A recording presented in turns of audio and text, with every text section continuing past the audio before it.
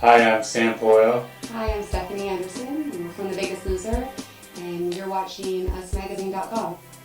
So the date of the accident was September 3rd. September I had flown up with two friends for a friend's birthday, and we were flown up to San Francisco. We went out to dinner, enjoyed ourselves, had some fun. So we went out for sushi and sake, and that's really as extent as I remember from the evening, was going out to dinner with all those guys. The next thing I remember was waking up being in the hospital. That was terrible. Sam ended up, he had a punctured lung, a severed kidney, shattered pelvis, facial fractures throughout his entire face. He fractured his tibia, but the main concern of all of the doctors and surgeons was his head injury. He has a TBI, which is traumatic brain injury, and when he fell, he ended up hitting the concrete on the right side, and his entire brain shifted to the right. He ended up having hemorrhage and bleeds. He had a stroke.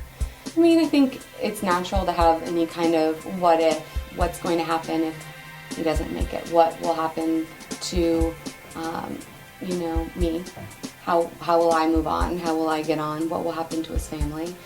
And then for me it was brief. It wasn't what if, there's just no other option. I didn't go through everything I went through to finally find him to not happen.